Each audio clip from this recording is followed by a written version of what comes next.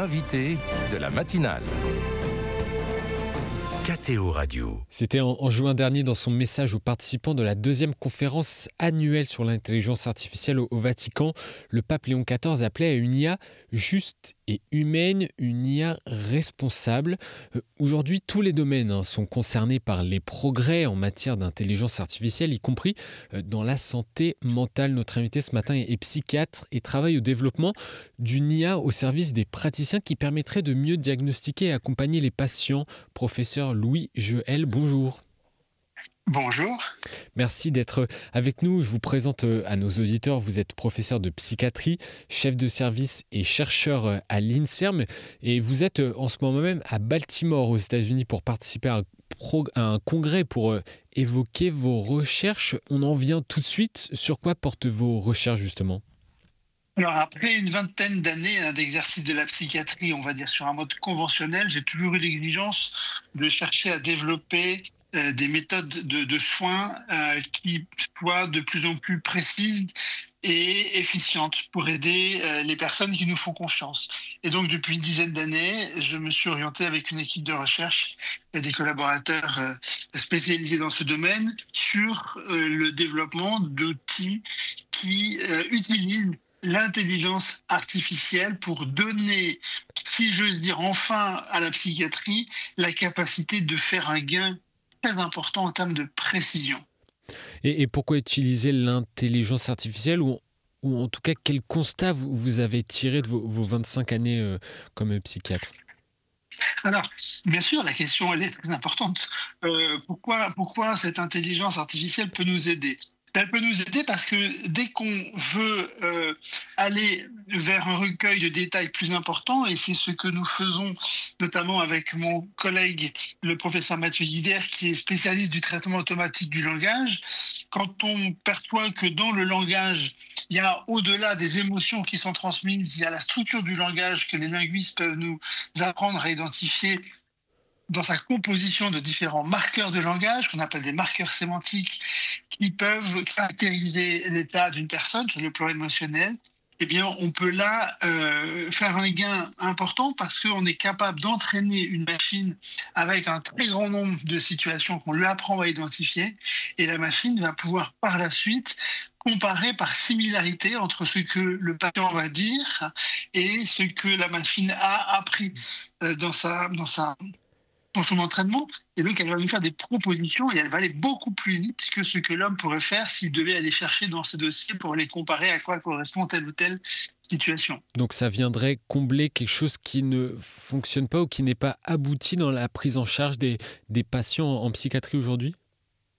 Absolument. Vous savez, un élément majeur dans la santé mentale, c'est la question des émotions.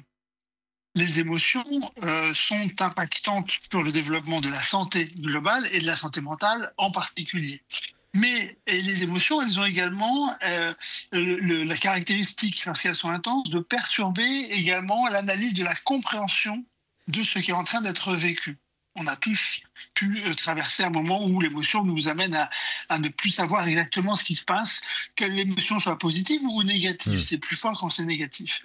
Mais ces émotions, lorsqu'on les partage à un clinicien, qui est une personne humaine aussi, on lui transmet aussi ces émotions. Et donc, en lui transmettant ces émotions, et on apprécie que le médecin ou le psychologue d'ailleurs soit ce qu'on appelle empathique, ça veut dire qu'il ressent quelque chose de l'émotion, eh bien lui aussi va du coup être perturbé aussi dans sa capacité d'analyse, même si par sa compétence il peut prendre un peu plus de distance, mais quand même il va être touché. Et là on a une machine qui va être capable, lorsqu'on recueille du langage, un extrait de langage, eh bien, en accord avec le patient, on va demander à la machine de comparer ce qui a été dit là par rapport à des milliers d'informations, des centaines de milliers d'informations qui ont été transmises et accumulées. Et là, de façon très objective, la machine va nous faire une proposition de à quoi correspond pour elle ce qui vient d'être dit à ce moment-là, des quelques minutes de recueil, eh bien, comment elle voit, elle, ce qu'on appelle un peu le profil qui va caractériser, un profil psychologique qui va caractériser l'état émotionnel de la personne. Et vous parliez de la charge émotionnelle pour les praticiens, pour les psychiatres, pour les médecins qui sont dans ce milieu-là. C'est un métier où il y a beaucoup de souffrance au travail ? Mais bien sûr. Et moi, je développe surtout des outils, parce que ça fait partie de ma spécialisation en psychiatrie, qui est la psychotraumatologie. Ça veut dire que je m'intéresse beaucoup à l'impact émotionnel des événements graves auxquels les patients ont pu être confrontés. Et là, c'est particulièrement sensible quand les personnes nous rapportent des événements de vie où ils ont été agressés, ils ont pu être violés, ils ont pu vivre des actes de guerre ou de terrorisme. Eh bien, il y a une contamination émotionnelle de ceux qui écoutent ce discours-là. Et c'est pour ça que c'est aussi difficile de trouver des professionnels qui soient disponibles et compétents de façon assez précise et longtemps. Parce que c'est un métier qui expose à une violence. Voilà. Et donc, il y a besoin de protéger aussi le professionnel de cette violence qui est exprimée par l'intensité émotionnelle des dires de la personne. Professeur Louis Joël, ça peut paraître assez contre-intuitif, disons-le comme ça, d'utiliser l'intelligence artificielle dans un domaine où l'humain, la relation humaine, l'émotionnel est centrale. Mais elle le reste. Elle le reste. Ce qui va être déterminant, c'est la qualité de l'alliance entre la personne et le clinicien, qui peut être un psychologue, un infirmier, un médecin, voire un psychiatre. Et donc, il doit rester dans cette relation humaine très juste et très intime. Et il doit recueillir ces informations, mais comme toutes les autres spécialités médicales, eh bien, il peut aujourd'hui utiliser un équipement qui va lui permettre, dans cette innovation, de pouvoir avoir plus de précision. Les cardiologues, depuis longtemps, ne se limitent pas à écouter les patients, ni à écouter leur cœur avec leurs oreilles. Ils ont développé une machinerie, et on apprécie tous la haute compétence qui a été développée dans cette technique complémentaire. Donc, et les cardiologues restent des cardiologues. Mais le psychiatre reste un psychiatre, mais un psychiatre augmenté par l'accès à des outils dans lesquels c'est à lui de faire la part de la qualité de l'information qui va être reçue. Et on est sur quelque chose qui peut surprendre parce qu'on a une autre représentation, mais qui est beaucoup plus personnalisée. Par exemple, quand j'écoute le langage, eh bien, j'écoute le langage et j'apprends à distinguer si c'est un homme ou une femme qui parle. Et contrairement aux questionnaires classiques de mesure qui ne prennent pas en compte ni l'âge ni le sexe, là, je peux prendre des éléments précis en considérant l'âge, le sexe, les lieux d'origine de la personne. Par exemple, si cette personne vient d'un pays étranger, d'Afrique ou d'Asie, je vais lui dire d'intégrer cette valeur parce que ça modifie quelque chose dans le langage.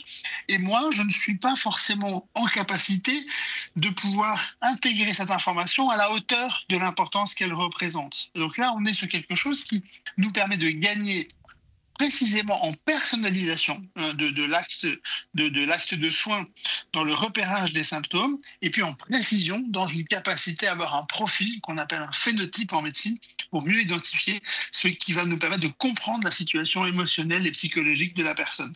Et cette intelligence artificielle utilise quel type de données pour fonctionner ? Alors ça, c'est très important. Parce qu'on a l'impression, on confond parfois intelligence artificielle et Internet, quoi. Donc, nous avons construit donc une intelligence artificielle avec l'équipe de recherche, avec l'équipe canadienne qui met à disposition ces outils, qui est complètement contrôlée sous notre supervision. Ça veut dire que la machine n'apprend que ce que des experts, psychologues, psychiatres, linguistes lui apprennent.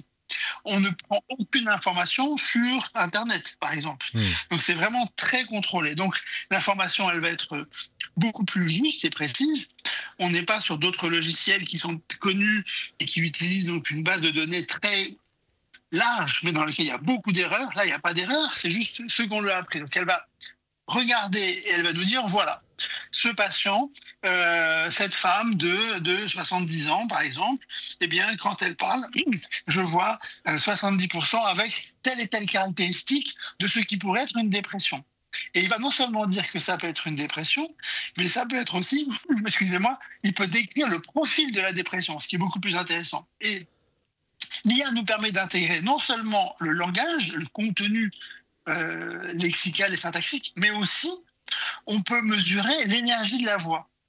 Et ça, tout le monde a déjà eu la réflexion de se dire, tiens, celui-là, il a une mauvaise voix aujourd'hui parce qu'on voit la voix un peu plus atone ou un peu plus triste, mais on est en grande difficulté pour le décrire, et les médecins et les psychiatres aussi. Là, la machine nous propose une analyse des paramètres énergétiques de la voix, et là aussi, par l'entraînement qu'on lui a fait, il peut nous dire comment ça peut caractériser peut-être l'impact de tel ou tel événement traumatique qui a été vécu par la personne. Et je reviens sur le message du pape Léon XIV sur l'IA en juin dernier. Le pape reconnaît les bienfaits de l'IA générative, notamment dans l'amélioration de la recherche en santé, mais il soulève également des questions d'ordre éthique. Professeur Louis Juel, comment s'assurer d'une IA juste et humaine dans la psychiatrie et que ces données, au final, ne fassent pas que rentrer des patients dans des cases et des praticiens dans des cases? Comment s'assurer que le côté humain reste très prégnant?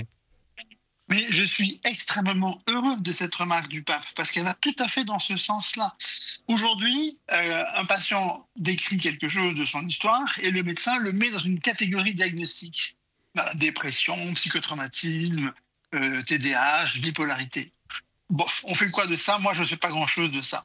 Et moi, ce que je propose avec cette méthode que nous proposons, c'est d'écouter la personne. On va recevoir le langage, l'extrait de langage, on vérifie avec elle que c'est bien ça qu'elle a voulu dire, c'est bien les mots qu'elle a voulu dire, qu'ils ont bien été entendus, et on demande à la machine de nous dire, dans ce qu'on a appelé nous une méthode en tandem entre la machine et le clinicien, qui vient proposer cette analyse, et c'est le patient qui va dire oui, ça m'est clair ce que vous me dites, ou non, ça je ne comprends pas. Donc on est dans quelque chose qui est très humain, qui est très relationnel, et qui vient donner un éclairage au patient sur ce qu'il est en train de vivre et qui l'amène à souffrir puisqu'il est venu consulter. Donc on a vraiment gagné à la fois en précision, on partage avec le patient puisqu'on partage les informations au fur et à mesure et les patients sont très touchés de cette qualité relationnelle qu'on peut leur apporter. Ils sont toujours invités à donner leur accord et ils l'acceptent tout le temps. Et ils acceptent aussi, ils apprécient beaucoup cette simplicité, alors que c'est des outils techniques très complexes. Ils apprécient la simplicité du retour qui va leur être fait et que le clinicien va consolider en termes d'éclairage pour voir en quoi ça lui permet de comprendre les éléments de sa souffrance psychique aujourd'hui avant d'aller vers une démarche thérapeutique qui sera psychologique ou pharmacologique. Et vous diriez, dernière question, qu'une révolution est à venir dans le domaine de la psychiatrie grâce à l'intelligence artificielle? Je ne me sens pas l'âme d'un révolutionnaire, mais je pense que c'est un vrai bousculement des pratiques, voilà, d'apprendre à penser que peut-être la machine peut faire une suggestion auquel je n'avais pas pensé moi-même. Et moi, ça me fait gagner énormément de temps et de qualité, et peut-être un peu aussi d'humilité, parce que je me dis souvent, tiens, je n'avais pas pensé à ça. Et c'est vraiment juste, et c'est vraiment intéressant, parce que le patient me dit, mais oui, je suis surpris que vous ayez trouvé cette information avec votre équipement, mais c'est vraiment quelque chose qui correspond à ce que j'avais vécu. Et je suis étonné parce que je ne pensais pas vous avoir dit autant de choses. Voilà. Et donc, c'est ça qui est intéressant et moi qui me fait gagner vraiment à la fois de la confiance avec le patient, de la précision, de la personnalisation. Et moi, je me sens moins seul aussi dans les réflexions que je vais apporter puisque j'ai un équipement qui s'appuie sur une démarche rigoureuse et scientifique et qui vient nous proposer une information. Et c'est en tous les cas le patient qui valide et moi, le clinicien, qui vais consolider ce que le patient a dit au vu des éclairages qui nous ont été proposés. Merci, professeur Louis Juel, d'avoir accepté notre invitation depuis Baltimore, où vous intervenez justement sur la question de l'intelligence artificielle dans le cadre d'un congrès annuel des chercheurs en psychotraumatologie. Bon congrès à vous, bon séjour aux États-Unis et merci d'avoir été avec nous. Merci beaucoup à vous, c'est un plaisir.